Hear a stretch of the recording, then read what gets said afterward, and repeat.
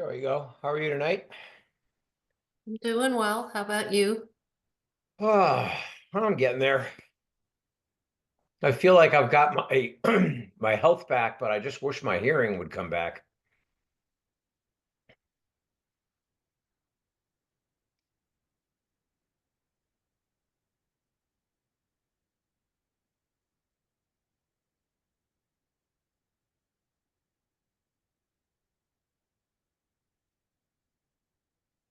I'm assuming any day now, right? The doctor was so non-committal. He goes, it could take up to 2 months. Wow. So, I mean, you know me with patience. It's not my strong suit, Well, but it's not just you, it's all of us. it just, in the worst, it was yesterday afternoon. I began to hear a little bit and I knew it was getting better because I actually answered the cell phone. I'm like, hello? And then about 30 seconds into the call, I'm like, wait, my left ear works. I was so excited, but it kind of clogged up again last night. So I'm sure it has a lot to do with like which side I sleep on because the goo's going one way or the other. I don't know. Hmm. All right, Mike. Good. How are you? I feel like I haven't seen you in oh, I don't know, hours. And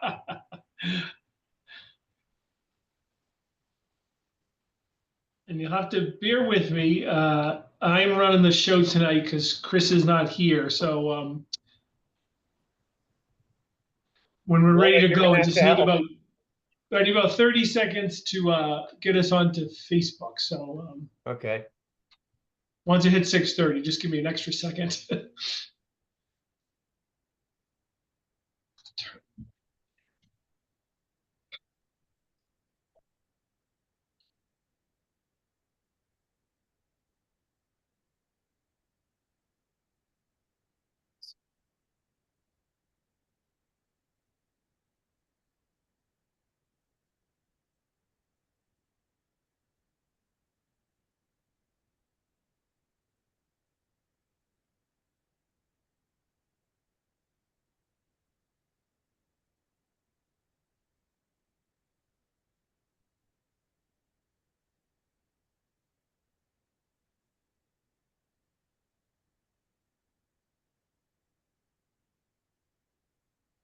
Oh, it's 6:30. Okay, give me hopefully half a minute. Okay, I have to find the agenda. I have too much stuff open. All right, good. That buys me some time. Thank you. And then I know you're doing something, Mike, but Woody is in the participants with his hand up. So I'm assuming he probably wants to join. Perfect.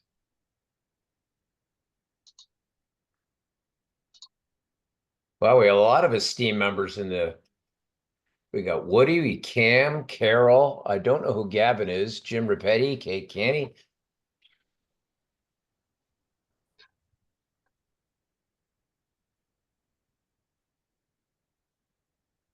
Well, let me know when you're ready, Mike.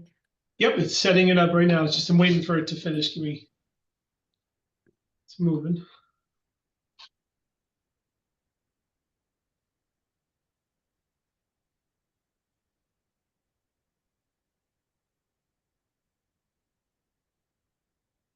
How are you tonight, Woody? Right, Woody. I'm I'm good. I'm Good. I'm getting more relaxed. more relaxed. It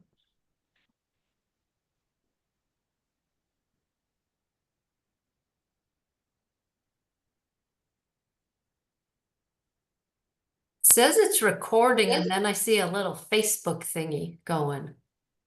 Yeah, but sorry, give me one second. It's Okay. not, doesn't seem to be going to our main page, and I don't know why. Yeah, so when I click on it, it says the content of this webinar is being sent to Facebook. Let me just check our Facebook page.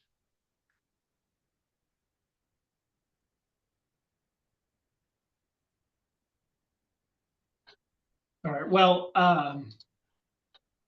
it may be streaming. It may not be. It looks You like want it. to take a look? I get the same message Robin does. Yeah, I'm on it. I don't see it on our Facebook page, but it does say it is streaming. So um, we are recording on Zoom, and yeah, Facebook is a great feature, but we're not required to do that. So I think we can get started, and Okay. we're hoping it's working. Okay, good evening, ladies and gentlemen. Welcome to the April 3rd Board of Selectmen's meeting. It's déjà vu. I feel like we had a meeting only a few nights ago, which we did on Monday.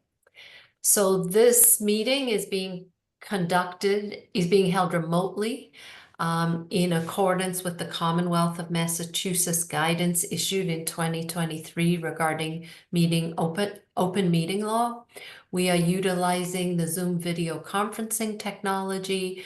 You can get the link for this technology on our agenda, which can be found on the website. Tonight, specifically, we are using the Zoom webinar technology. Given that our first item of business is citizens' comment, should you wish to make a citizen's comment, please raise your hand and we will let you into the meeting. The raise your hand feature is on the bottom of your screen. In the meantime, I am going to call this meeting to order and take a roll call vote. Robin Hunter, present. Dave Haviland present. Okay, and now we have a packed agenda this evening. I'm going to call this our pre-town meeting agenda in a sense. So we're going to try to get through it as efficiently as possible. So the first item on our agenda is citizens' comments. Again, if you have a comment, please go to the bottom of your screen and you will see in the middle a raise your hand icon. Click on that and we will let you into the meeting to make your comment. We'll give you 30 seconds.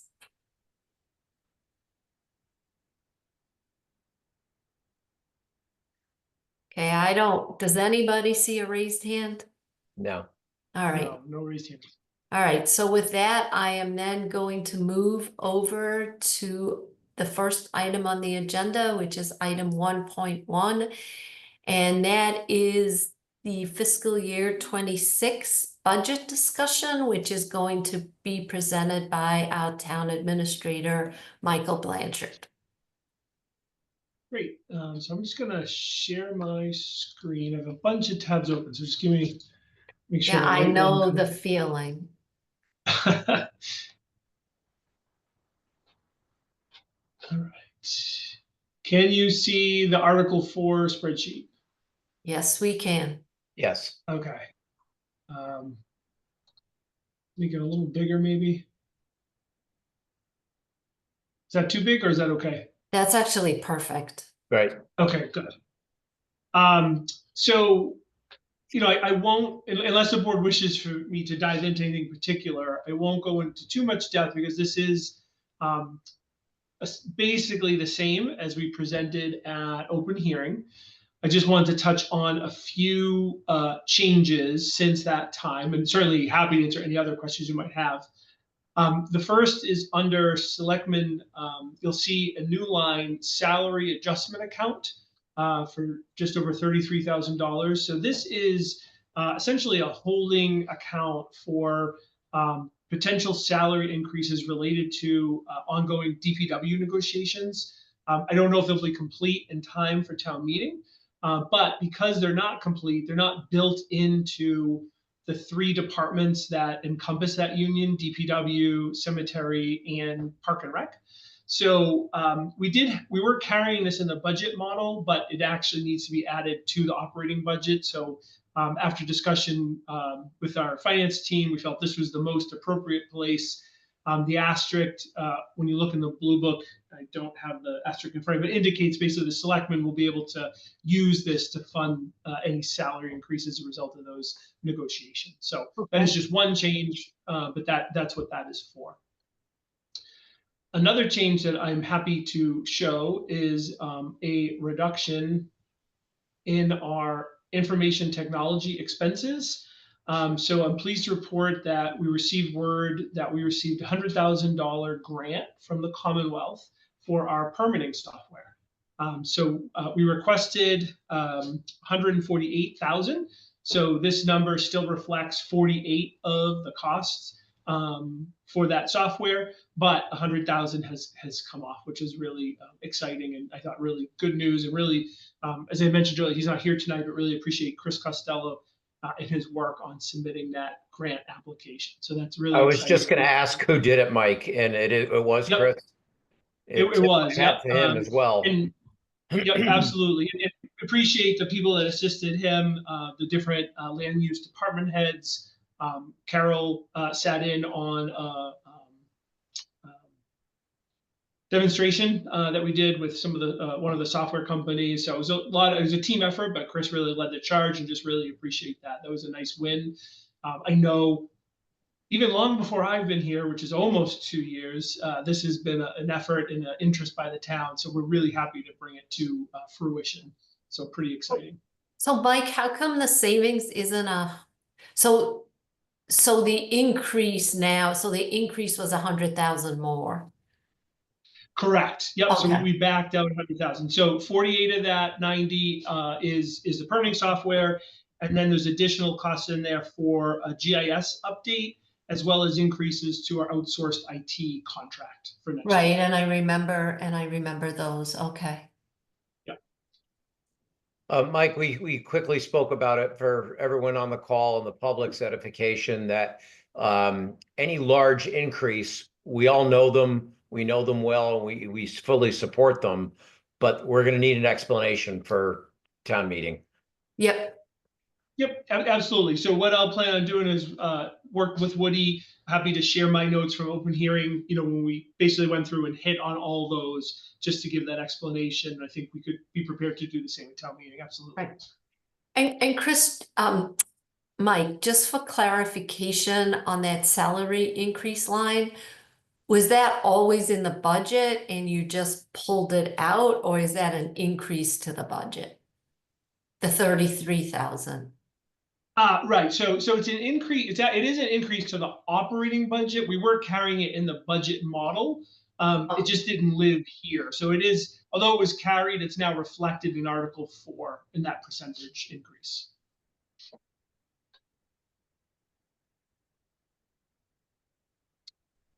So just going down, I think that was the only changes since open hearing. And with those changes, I'll just go to the bottom. We're now at a 2.4% increase over FY25, the proposed FY26 budget.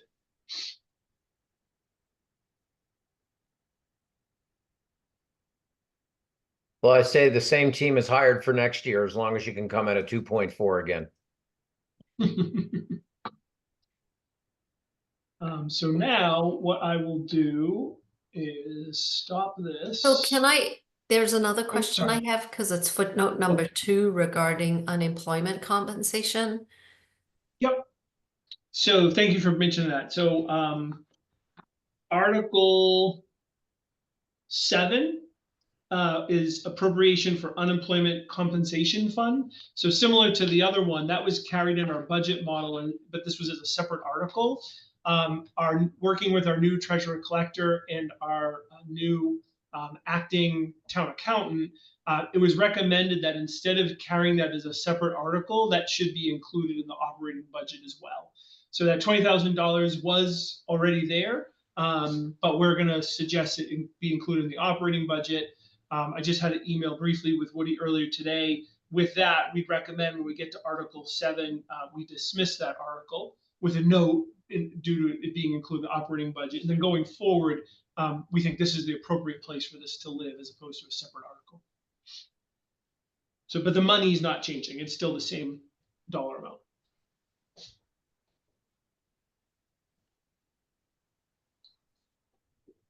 Does that answer your question? It does, thank you. Okay, absolutely. What have we done historically there, just in case do we need to explain? It's been a separate warrant article. Yeah, it's been a separate warrant article. I don't pretend to be able to explain the accounting reasons. We'll have a better explanation for you. And then Chris was here; he could explain it. But it has to do on the back end of the accounting and transferring of funds when you do it as a separate article. And they just felt it was historically Dover always done it this way. It's not required, and it's just more appropriate accounting purposes wise to have it as part of the operating budget. Well, I'm sure Jim and Kate won't mind having an article go for a quick dismissal, so. Fair enough. Okay, so now I will go back and I will share our capital. And Robin, do you want to talk through this or?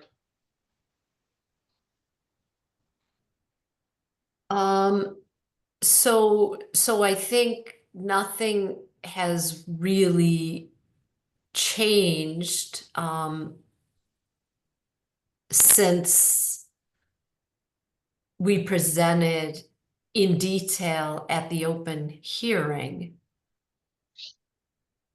Right? The one thing I'm not sure, yeah, I'm not sure if this here, the 55,000, I'm not sure if this was changed post open hearing. So that was a $90,000 request. Right. But we received a state grant and it was applied to equipment.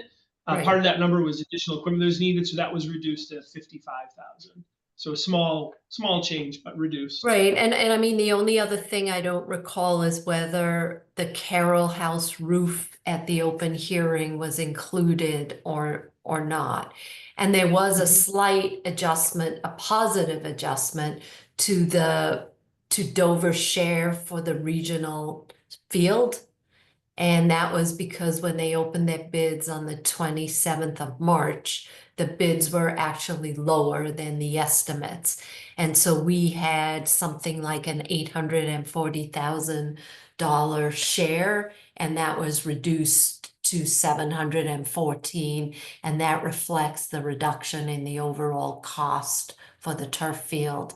And the overall cost included all of the alternate items, which actually incorporate now some of the health concerns that citizens had, and they're using a much more environmentally friendly fill. So I think that was a win-win for the town.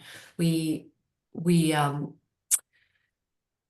paying less and we have a more environmentally friendly solution to the turf field. And then I know you foreshadowed it, Robin. You mentioned the Carroll Barn roof, but also I believe as of open hearing, the fuel island was officially still on here. But again, that has subsequently been. But we did mention that it would most likely Yep. be removed. Absolutely. Yep. Right. You did So, highlight that, but it is right. now So officially. I think at the open hearing, we had said that there was somewhere in the neighborhood of 5.4 million in capital that was being requested. And the total here is, I believe, around 3.6 million. So there has been a reduction. The important thing for citizens to understand is really the fuel island is just a timing difference, and that we will need to get bids next year, and we expect that to be somewhere in the area of the 1.5, 1.6 million again to replace it.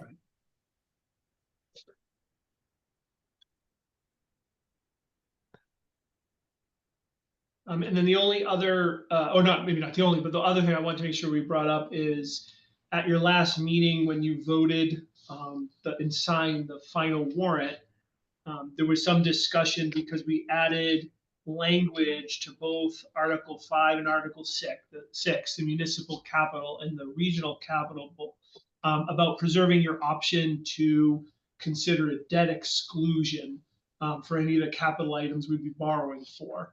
And I know just to share that we met as a working group earlier this week. And as Dave joked earlier, I had the chance to speak with him earlier today. And I think, without a vote being taken, because it's not a formal body, but I feel it's safe to say, and Robin, correct me, that it was a recommendation of that working group that we do not consider a debt exclusion at this time for this year, this ballot. However, we are going to pursue a broader, real strategic capital review, hopefully working with the Collins Center, that will consider all of our options, not only for ensuring we have a strong 5 and perhaps even as far as 10-year capital plan, but also looking at the funding sources and mechanisms to get through that. Because as we all know, we have a lot of capital over the next few years. It's kind of a spike to catch up for many of the years when we did not address capital in the way we probably ought to have. And so one of the options could be to consider excluded debt, but we felt it was important to not make any decisions now until we have an opportunity to see the results of that study. Right. And that won't be done for town meeting. It won't start till after town meeting, but it will be ready for next year. Right. So we'll have a comprehensive plan. Yeah, and a couple of things that I think are important to emphasize is one, within the operating budget, we made some assumptions with respect to useful lives of the items and the debt amortization schedules. Those assumptions will most likely change based upon feedback that we get from bond counsel and experts to more mirror the debt with the useful life of the items that we're going to use debt to pay for. Another really important fact here is, should we decide based upon our analysis and discussions with the consultant that the debt that we wanted to issue for fiscal year 26 should be excluded debt, we can go back and do that retroactively. So we could change our minds. So we felt as a group that because we could go back and change that if need be, that it was prudent to assume that the debt we were going to add this year would be under the tax levy. And I also want to say that we do have a $2.8 million cushion under the tax levy. So what that means is we haven't maximized the tax levy. So we haven't maximized the increase in taxes to residents of Dover this year. There is still an excess of 2.8 million under the levy. So, I think this is just a continuation of what we've been trying to do for the last 6 years, is to be strategic, to keep our options open, and to be fiscally conservative. Because I think it's important that the citizens of Dover understand that within this budget, which has a 2.5% increase, there are also items that are helping us bolster our financial health, like continuing to contribute to our OPEB fund, which is something which is enviable compared to what other towns are doing. So, we're trying to balance all the pieces, and at the end of the day, again, trying to minimize the increase in taxes to the citizens of Dover. Or tax rate. Dave, do you want to add anything here?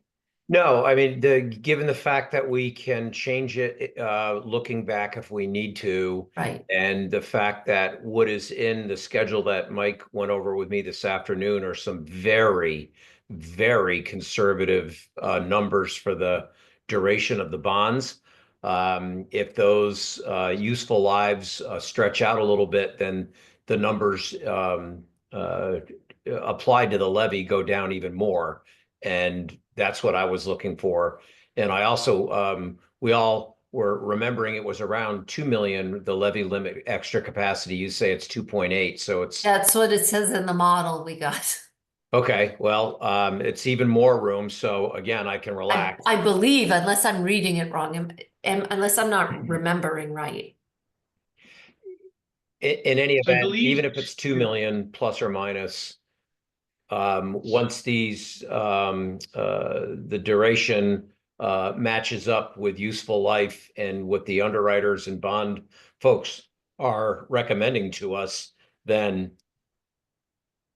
I don't think it's going to even be a second thought. I think it should be just fine. Right. But if something comes along, we have the option to go back, and we have a safety valve is the best way to put it. Right. And that was really important to us. We felt somewhat uncomfortable. Yeah, it says excess, unless I'm looking at the wrong year. Oh, I looked at the wrong year. 2.8 was last year, it's 2.4 this year. So it's still Okay, all robust. bets are off. No, I'm just kidding. Right, But seriously, it's a little higher still. So, right. I mean, that No, 14,000 it's a could good absorb most of it. position to be So, in, so. yeah.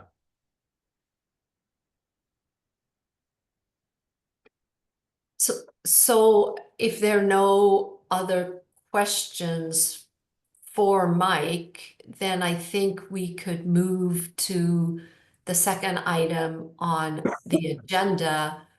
And we have the esteemed chair of the warrant committee here this evening, Woody Weiss. Woody, first of all, I'd like to commend you for your leadership of the warrant committee. Very impressed at the engagement of the members, both new and old. I think there are a lot of great ideas that have been floated that can really even improve the process even more. So I know it came down to the wire once again. And maybe after town meeting, we can figure out if there are things we can do that we don't come down to the wire and it's not a stressful week for the warrant committee chair. But You this started a evening. month early this year.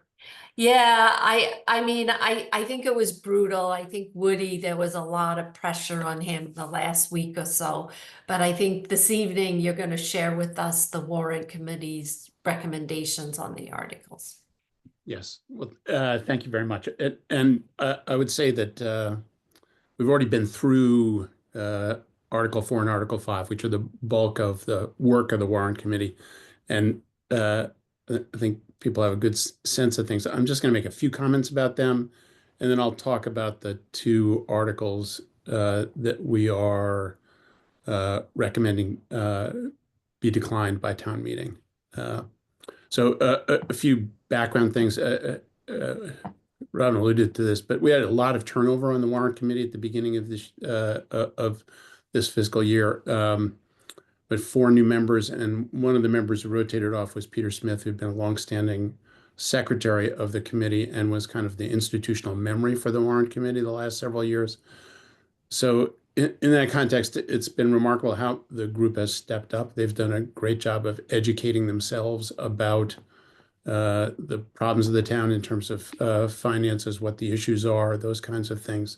People have really worked. And one way in which they've worked is that they've tried to reinvigorate the liaison relationship between the warrant committee and the town's departments and committees. The warrant committee works best when there's frequent interactions among the groups in town, and COVID had done some damage to the way in which we functioned. I think we were in part responsible as a committee for not being as communicative as we could be. But people have really worked to turn that around and I think that's been highly successful. One of the things that has been most successful, I'd say, is that communication among the regional school committee, the school leadership, Sherburne Advisory, capital budgets of both towns has been an active source of effort among all those groups. The groups have actually gotten together on a semi-regular basis to discuss issues and trying to anticipate problems that might come up in the budgeting process.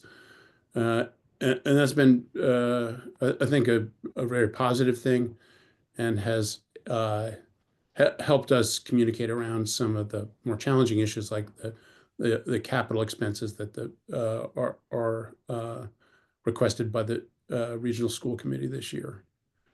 One other thing that has been a change this year is that through the leadership of Robin and Michael, we've tried to change the timeline, not as successfully as we might have, but we've tried to change the timeline for the work of the warrant committee and for the budget, so that there was a draft budget by mid-January, which was a tremendously useful tool in terms of having the warrant committee look at requests from town departments and put them in context. So regarding Article 4, one of the operating budget, one of the things that became evident early on was that we were not facing as nearly as challenging an environment as the town did last year, when the initial budget suggested increases of over 10%. This year, it looked early on as though we would stay in single digits, and in fact had a chance to stay below 5%.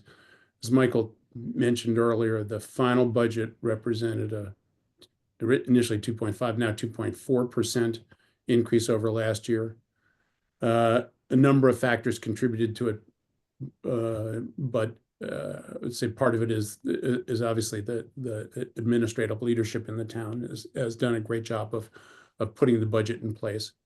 The one thing that while we're very happy as a committee where the operating budget has landed, we have a certain amount of anxiety about the future, particularly the way inflation may go over the next year.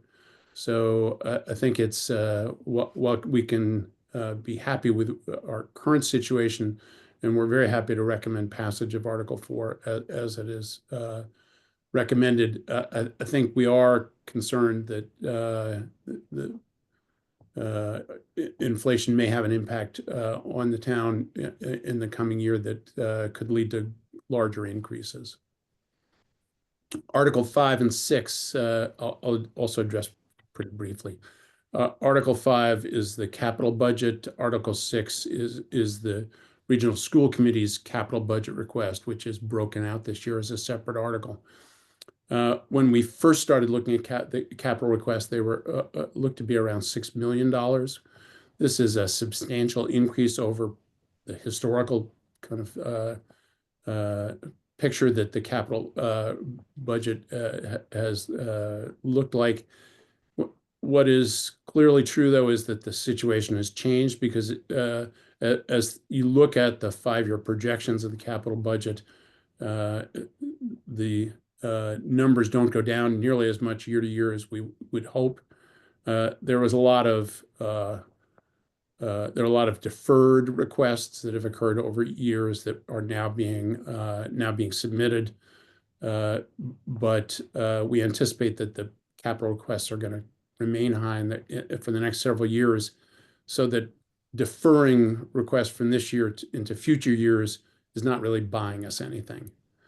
When we first started looking at the capital budget, about 60% of the budget was the fuel island of the capital requests, were the fuel island, the turf field, kind of athletic renovation at the high school, and replacement of one of the fire engines. As was mentioned, the fuel island has been deferred for a year, but will need to be replaced next year. So it's certainly not disappearing. And we were lucky as well in that the bids for the turf field have come in below what was actually anticipated. The Dover share of the turf field is about almost $100,000 less than we originally expected. So that's very encouraging. And we're optimistic that Sherburne will pass the request for the turf field as well. The Sherburne Advisory just voted 7-1 to support it. Their capital budget committee also voted 3-0 to support it. So we're optimistic that Sherburne will support it, and we're also hopeful. Although the selectmen voted 4-1 against it. They did, but the rationale for the select board vote was Health reasons, which have been addressed. yeah, which have been addressed. I think those should be manageable, but we'll see. So those are the major two things. Article 4 and Article 5/Article 6 are the major kind of dealings that the warrant committees had during the last year. And we're happy to recommend passage of those three articles. We did vote against 2 articles, both citizens petitions. The first was Article 28, which is a petition to amend the schedule of use table. That is to do away with the requirement for site plan review on accessory residential buildings. We thought the petitioner had a number of important points to make and raised a number of issues that need to be addressed again, but we felt that as a committee that decisions about the zoning bylaws and how the bylaws function in town should be done in a more holistic way. And there is an intention to do a complete review of the zoning bylaws this coming year. And we would certainly endorse the idea that the role of the site plan review should be examined closely in that context. And it may be that in the context of a complete review, site plan review is not felt to be necessary. We thought as a committee, though, that decision should be made in a broader context. The other citizen petition that we are recommending not be passed was a petition that has been on the warrant in the past to see if the town will raise and appropriate some money to design a sidewalk on Cross Street from the intersections of Cross Street and Center Street to the Chickering Elementary School. At open hearing, there was a pretty active discussion about this article, and a number of parents raised concerns about pedestrian safety around Chickering. As we looked at the petition and considered the citizens' comments, though, we didn't feel that the petition was addressing the safety concerns of the parents in a way that really would take into account all of the different pedestrian traffic that might be generated around the school. So we thought that rather than having an incomplete solution through passage of this article at town meeting, it would be better for the select board to take a more comprehensive review of pedestrian and traffic safety around Chickering, including planning, funding, and design, and engaging police, DPW, parents, and the school to address this, to make a more kind of holistic solution to something that I think we should all take seriously, which is the parents' concerns about pedestrian safety. So those are the 2 articles that we are recommending against. We thought both could benefit from a greater consideration in a different context rather than through passage of an article at town meeting. That's it.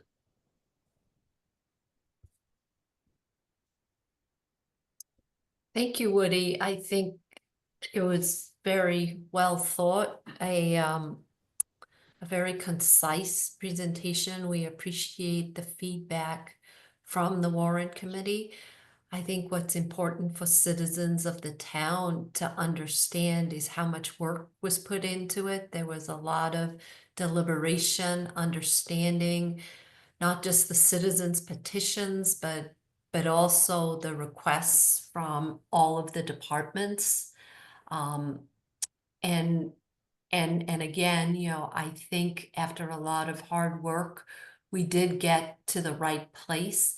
And I really believe that the emphasis again of the warrant committee to spend time with each of the departments on their requests, understanding why they were asking for what they were asking for, spending time with capital budgets, you know, talking to the planning board, the citizens that were bringing forward the petitions really showed and was able, you know, I think the town should feel confident that a lot of deliberation took place, and I believe the end results do reflect what both, you know, the town, the warrant committee's consensus on those articles. So I do appreciate everything that you did. So I'd also just like to say that I thought in both of the article citizens petitions, the dialogue that occurred at open hearing was profoundly useful to us. Right. And we just really, again, encourage people to participate in open hearing and other opportunities to give feedback to the committees. It really helps us do our work. Right, and I always say, you know, there's the warrant committee, the board of selectmen, we're just a group of individuals in the town. We're very close to putting these documents together.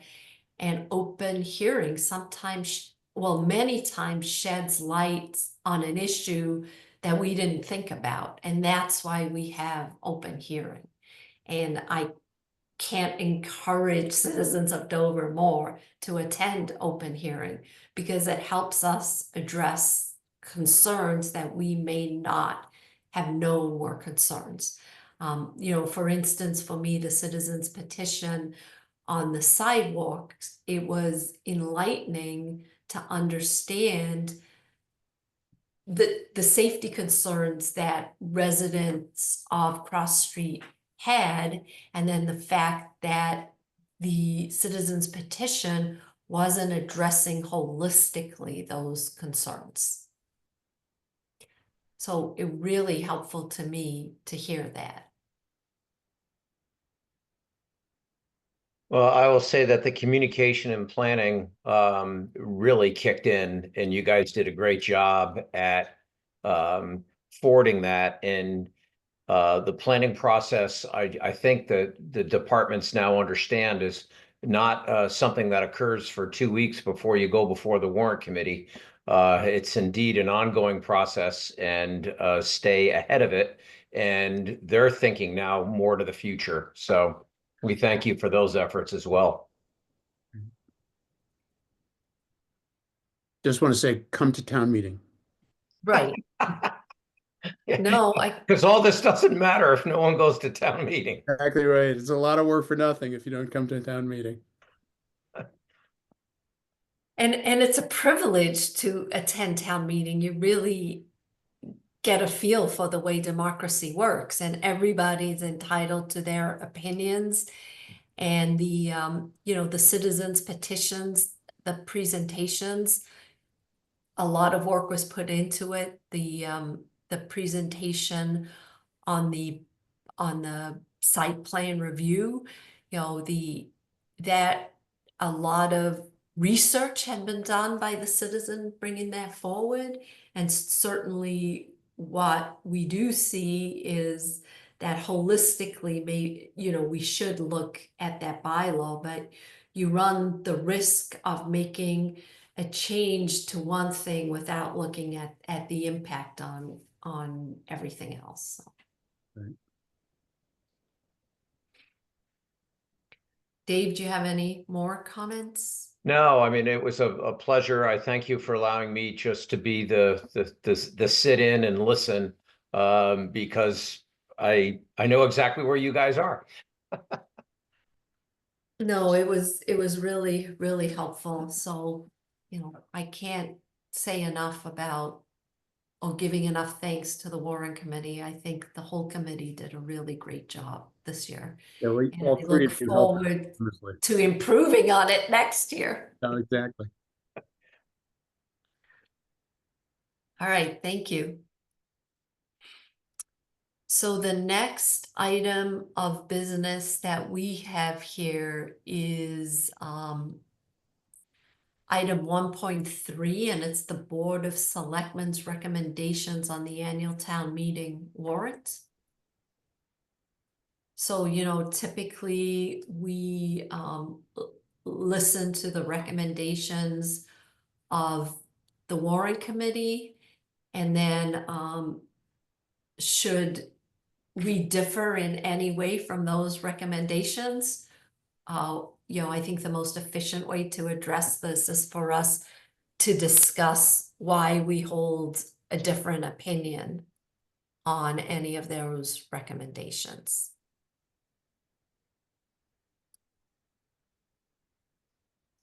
So I would be happy to entertain any discussion. Well, I think we can safely say that 4 and 5 were in favor. Right, right. And I think all of the other articles as well. Yes, I was Right. trying to make light of it and then move on, but yes, so 7's being dismissed. Right. And all the other ones for me, I mean, we've been through this so many times. Right. Yes, I'm in favor of all the other articles. I don't know if you are.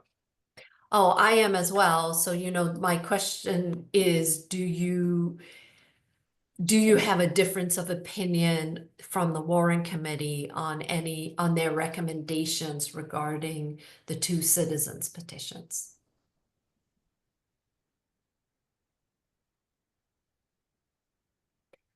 So for me, I think it was a very thoughtful process that they went through. You and I both were able to listen to the citizens petition recommendations or presentations that were made to Warren Committee. We were also able to listen to the um, discussions around those decisions or recommendations that were made. For me, the outcome has common ground. The Warren Committee is saying, let's look at things more holistically before we make a change.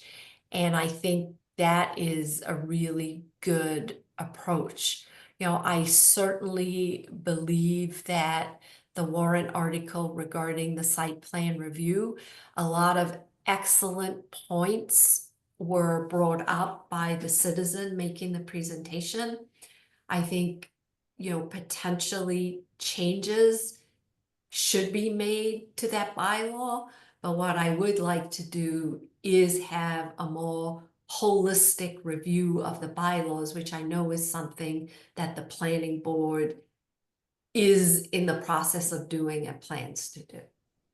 Correct. And Carol's on if I misspeak here at all, but the bottom line is the planning board wants to make sure that this is well thought out. Right. They may very well come back and totally support this next year after they have a chance to review it without pressure or a time crunch. They want to do it well, and will then come back to the town next year with their recommendations. And, personally, I also get a little leery if a citizen's petition can just come in and wipe out a bylaw. We could find ourselves in a lot of trouble because whether this one is specifically intertwined, it's the concept. And a lot these types of issues need to be looked at long and hard and thought about with their interrelation to other bylaws in the town. And so I agree. I think the planning board, they're asking for 1 year. That's it. And Right. they'll do the review. And I think it's totally legitimate request. And again, I agree with you that the petitioner is very well spoken. He's got some He good makes points. very valid points. Yeah, and so those are going to be addressed by the planning board, and they'll come back and say, yes, we agree. No, we don't. But there's going to be a well thought out process to get to whatever conclusion or conclusions they draw. Right. So I too would like to, my leaning is no, we should not support the petition at town meeting until the planning board is given the requisite time to review it properly. And I have, you know, a very, and I have the same recommendation. You know, I think it makes a lot of sense. You know, to me, you don't want to make a decision that you regret later because there were unintended consequences of something that you didn't look at. Right. And there are a lot of intertwined issues. And again, that's why the planning board will study it and come back to the town with their recommendation. So Right. And I think the same holds true for the sidewalk. for the second citizens petition, because we really need to look holistically at and get input from the police, the DPW on the safety concerns on Cross Street, because Yeah. certainly the citizens petition doesn't address holistically those safety concerns. Correct. And there's also an issue. Oops, sorry, Right. go ahead. A sidewalk on a third of Cross Street doesn't address the safety concerns for all of Cross Street, which I think was a point that was made a number of times at open hearing by neighbors on Cross Street. So, you know, we need to look at this holistically. Again, here's a great example, the law of unintended consequences. If that sidewalk is built and that walking loop is created, we're literally going to be directing adults through an elementary school campus at all hours. And in today's world, is that the smartest thing to be doing? It needs to be looked at. It may not be a problem, but we certainly ought to ask the school if they have an issue with it. So in a vacuum, this may seem simple to some, but it needs to be studied with the requisite expertise of all the aforementioned. And that's something we can do and do quickly. And there's also, if the parents really have immediate concerns for safety, we can make sure that the school buses stop if they're not already in front of their houses, even though the school's a short distance away. But if, you know, safety is that acute, we should be offering immediate solutions. Right. And my understanding is that the school buses stop at every house, but I'm not sure. And again, that is why we have to look at this holistically. Correct. But yes, so I think the warrant committee's idea is a very good one. I agree. So there's no vote needs to be taken, but I know citizens like to hear the position of the selectmen on some of these warrant articles. Yes. So the next item is 1.4, and that is a discussion and vote regarding the May 19th annual town election questions and ballot. And is this something you're going to present, Mike, or? Sure. So this was a carryover from your last meeting Right. in the event you did want to consider a debt exclusion. So I think given the earlier discussion, I don't think you have anything to add for this Right. item. And so then no motion will be made here. So we Correct. will move to item 1.5, which is, and I hope I don't butcher the name, it is actually the appointment of Christine Dinatelli. Is that how you say it? Or Dinatelli? as the animal control officer for Dover. Mona, are you there to tell us the right way? It looks like I- Di Natale, but Yes, Dina Talley is correct. Okay, all Thank right. you. So our police chief, Joe Vinci, is recommending that we as a board approve Christine DiNatale as the animal control officer. Ms. DiNatale is a retired Medfield police officer, and she recently received her certification with the National Animal Care and Control Association. She is also the animal control officer for Dedham Westwood as well, and she is gained. Oh no, she's been doing Sorry. ride-alongs with the Yeah, animal there you control go. officer of Yes. Dedham Westwood, and has gained really valuable experience in the field. She seems like a great fit for animal control officer. In the past, if memory serves me correctly, we were sharing an animal control officer with Needham, perhaps? Yep, so we had some unofficial sharing version of mutual aid with Medfield originally, more recently with Needham, Right. who both were really terrific, but we think this is the best solution here for us. And this is an as needed position, right? So it's Correct, not on call, somebody yeah. sitting there, it's when the services of an animal control officer is needed. We have somebody on call who can help the police officers. I don't know if she can compete with whichever police officer puts pictures on the Dover Facebook page about dogs that they have found, because whoever is doing that is very humorous. So, and very effective, because it seems as though all the dogs are returned to their owners. And I love that they post that as well. So Dave, do you have anything, or should I make the?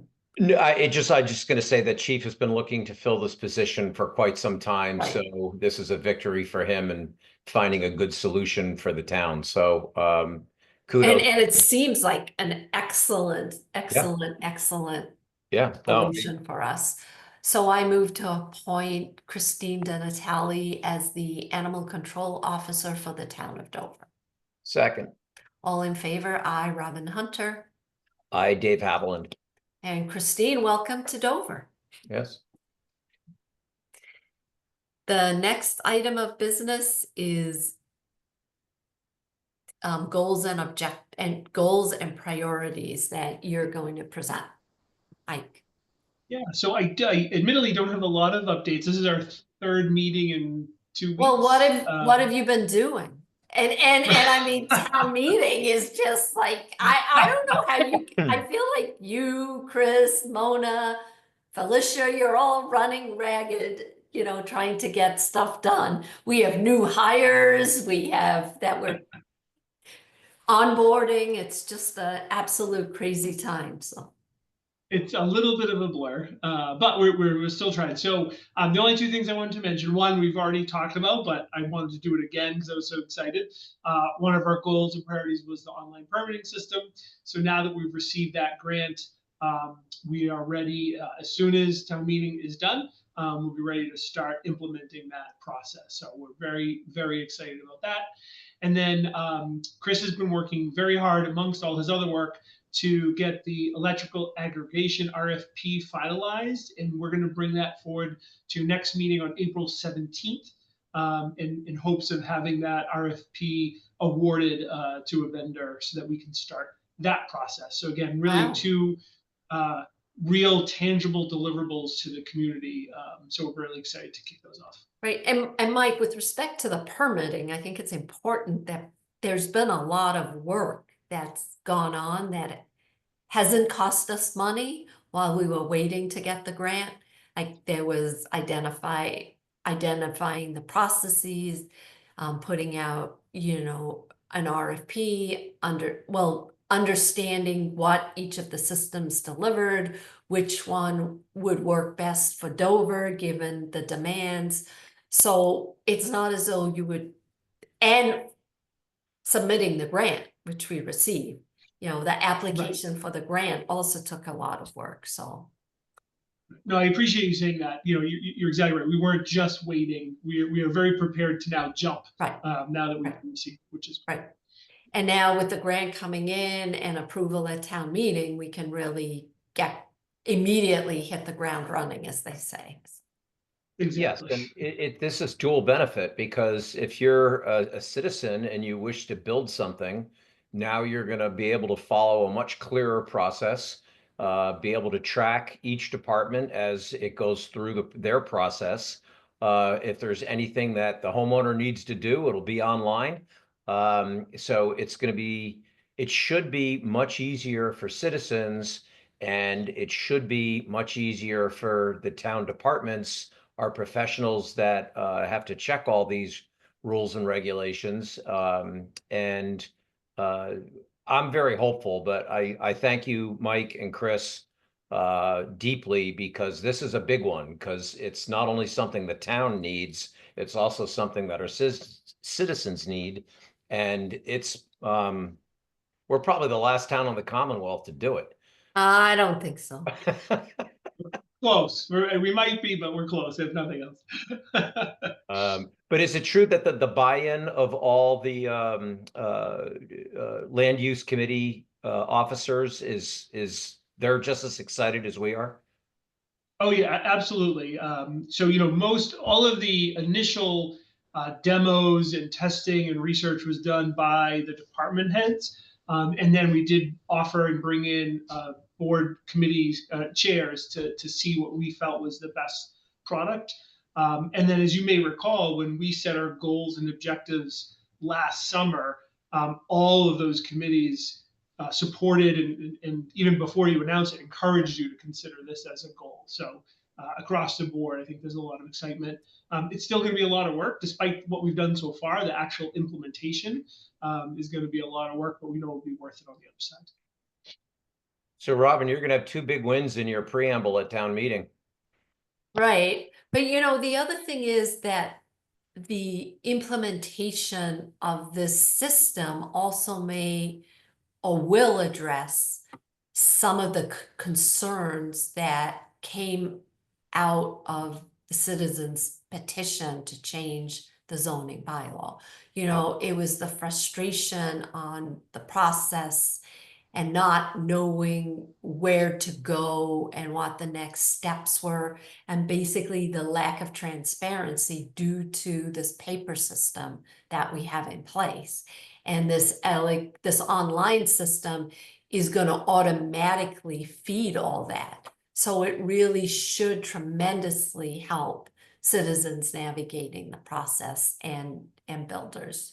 So, it's another reason to hold off voting on making that change and waiting to see what the impact of the online system will be, along with looking more holistically at all of the bylaws. Well said. So the next issue or the next item is just Board of Selectmen updates. And we've been doing nothing with the exception of attending meetings, listening, being a part of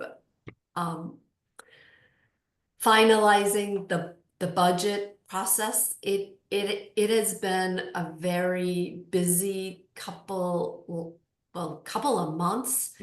I say, don't say the weeks. one thing that we could say for certain is having two selectmen makes things really difficult. I mean, the good news is we've somehow been on the same page with all decisions that need to be made, but we are really trying to fill the gap of the third selectman, and we find ourselves in a position where we have duplicate meetings and we're shortchanging certain committees because we're unable to attend those meetings. And we are, all I can say is we're trying really hard to serve the community as best as we can, but we just try and get to as many of those meetings as possible. So that's my excuse for having a hard time scheduling my April office hours. So, as one of our goals was to have office hours each month. And so I came up with this brilliant idea that my next office hours, I would go to the community rather to have them come to me. It's a excellent idea. I'm having problems executing it because, what I thought I would do is just kind of go to the COA, to one of their events, and talk to them a little bit about what's on that plate, maybe even talk a bit about town meeting, answer any questions. It turns out the COA has a very active schedule. So I don't know if Mona has been able to work any magic, but I am trying to get my office hours scheduled. But in the meantime, if anybody has anything pressing to talk to me about, just send me an email and I would be happy to set up a time to meet with you. Well, I just have one update because I dumped everything on the last meeting.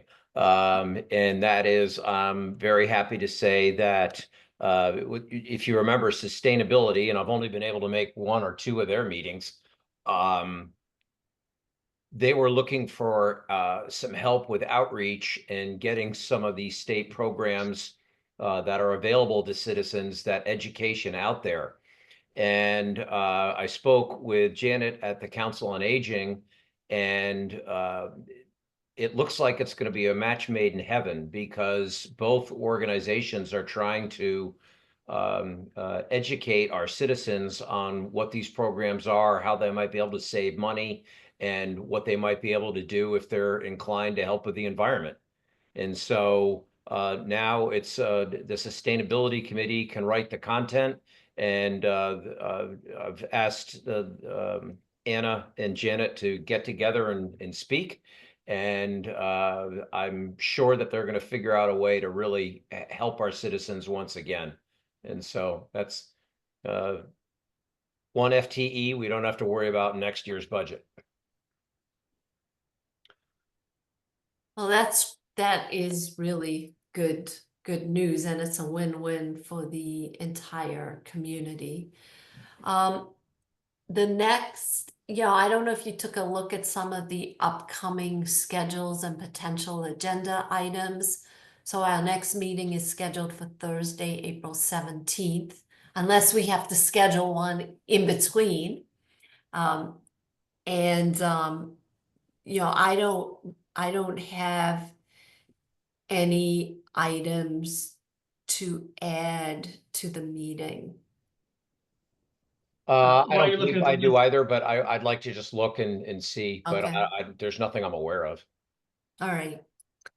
So then we'll move to item 1.8, which is the town administrator's update. I feel like you've given us an update already, but if there's anything you'd like to add, feel free. Just a couple of things. So just Rob, before we leave the upcoming meeting, I just wanted to point out for your benefit, but also the public, because it's a change in your normal schedule.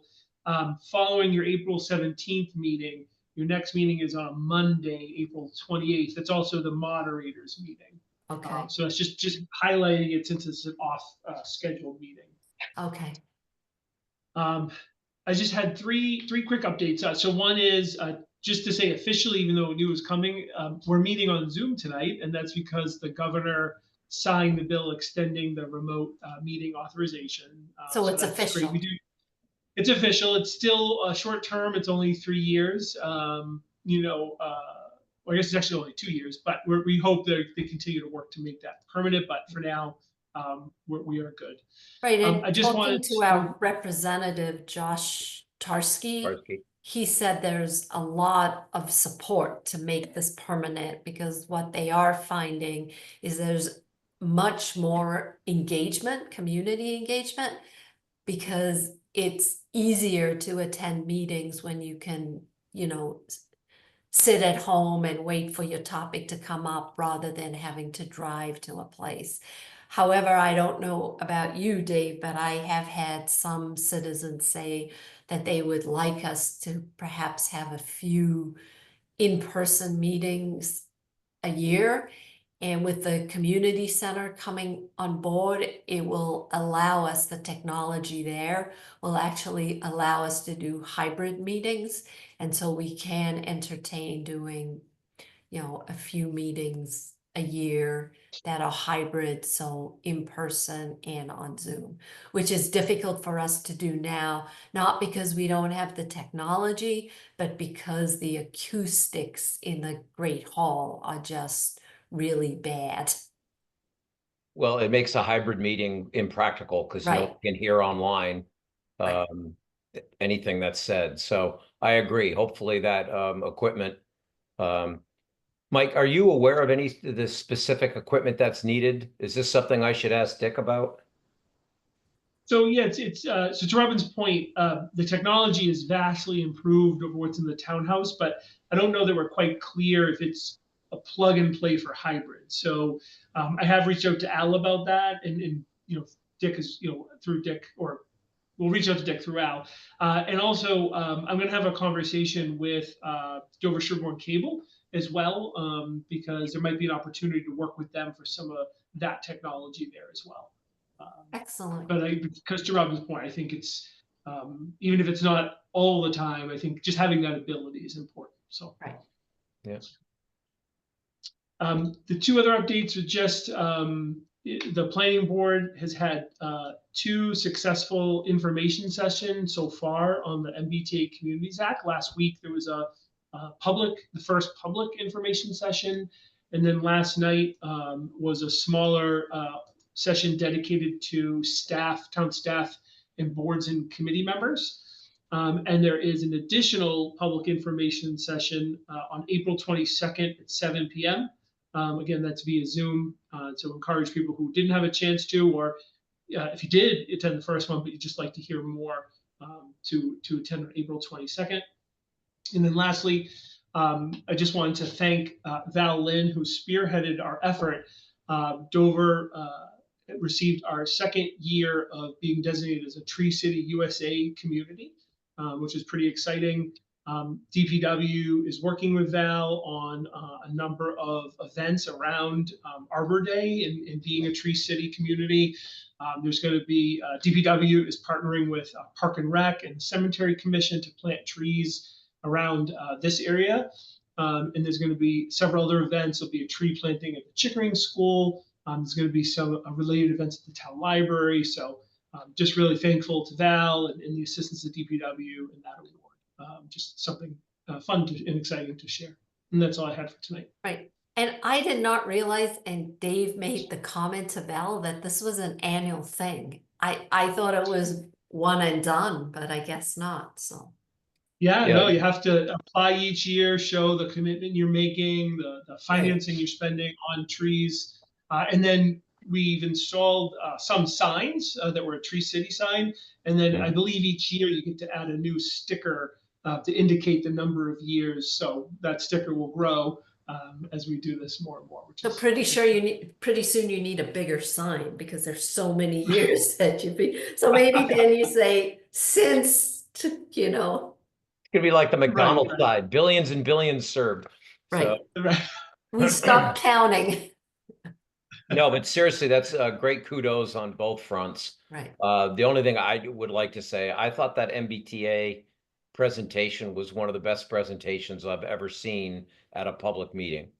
I mean, the amount of thought and detail that went into it, I thought it was superb. So, I don't want to take away from Tree City USA and Val's efforts, but No, I mean, the planning board has done a tremendous job, and there's so much misinformation out there regarding the MBTA Communities Act. And, I think it's really important that the town understand that this is, I think the chair of the planning board said it very well. This is a zoning bylaw, not a building bylaw, or is a, it's a call to it's a call to not a zone, call not to a build. call to build. Right. Um, And I think that is what citizens need to understand. And the ramifications for not s- not abiding by the zoning bylaw could be very large to the town in the loss of funding from the Commonwealth. And then the legal costs to fight this, Yeah, I shared this earlier with Mike, but I happen to know the moderator for the town of Milton, and I asked him this past Sunday approximately what kind of money has Milton spent fighting the MBTA Communities Act, and he shot right back and said about 700, but it's ongoing, so growing.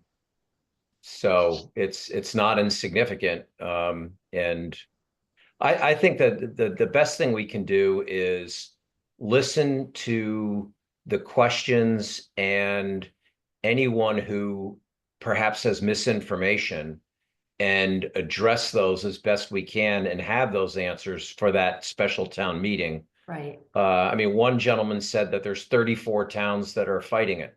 No, there were 5. One just agreed to settle with the state and is going to comply as of this weekend. And he also cited Needham, and Needham is in compliance. They had a kerfluffle because if they required 100 units, they approved 300 at their representative town meeting. And the citizens of Needham said, no, we don't want to do more. We want to do the minimum. And they had a recall vote on the 300, and now they're back to 100. So Needham is not fighting it. They were concerned about the excess that town meeting approved. Right, So and that's an important distinction. That's where there's a lot of misinformation about what Needham did. yes, and again, at the same event was the moderator for Needham. So I've got it from the horse's mouth in both cases. Um, so it's the education process, and if people go to these information sessions, take the time to learn, take the time to understand what is a fact and what perhaps was a fact but is no longer, and learn, then this MBTA, is much as no one likes to be told what to do, that the Commonwealth is still giving towns a lot of local control over where to put it, what we want to do, and the bottom line is it's not like a 40B where Dover's bylaws are tossed aside and it gets forced through. The MBTA is that call to zone so that more dense housing can be had as a matter of right, but it fits within all the Dover bylaws. So, I just don't see any harm coming out of it. Right, well, I think what's important to understand, and it is, this is not an affordable housing bylaw. It is a zoning law that's about more dense development. And again, the development needs to then abide by the town's specific zoning laws. So you get something that would fit in to the town much better, and it gives us diversification of our housing stock, which time and time again, we hear citizens, especially some of our seniors, saying, I would love to stay in Dover. I just don't want my 4-bedroom colonial on an 1 or 2 acre lot. I'd like something a little smaller. And the MBTA zoning would allow us to do that in that overlay district. So we would have so much control as a town over what goes in there. And rather than getting an apartment building so that we comply with affordable housing unit numbers, we can get something that fits into the town, that gives our seniors, or maybe young citizens returning to Dover, the opportunity to move back into town and get something a little smaller. Not to mention town employees. Right, town employees as well, right? So yeah, it just doesn't appear to me to be the hill to fight and die on at all. And because it's just the effects on the town are going to be negligible, if any. Right, and if we do fight it, we could lose approximately, we get approximately $1 million in grants each year.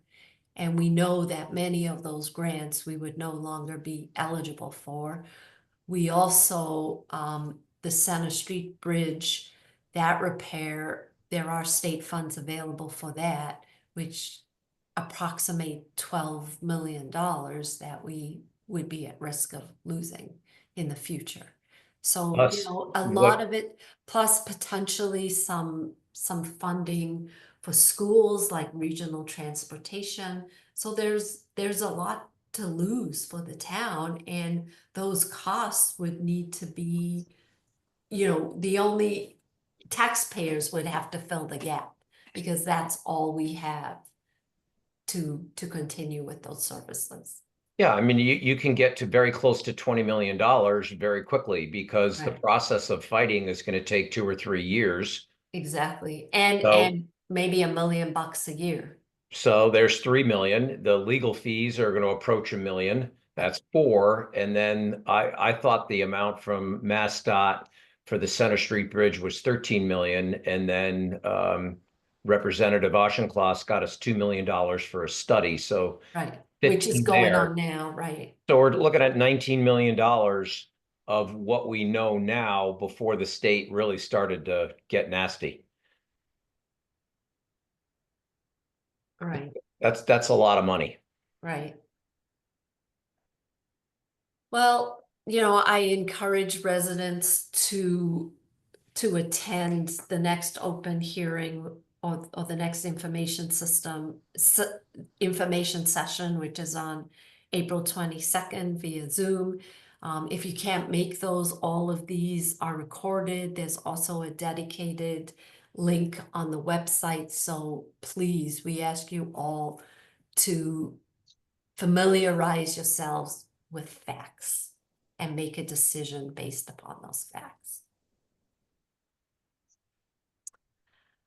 So with that, I will make a motion to adjourn our meeting 5 minutes early, and I was thinking this meeting would go maybe 30 minutes over. So, good job, Mona.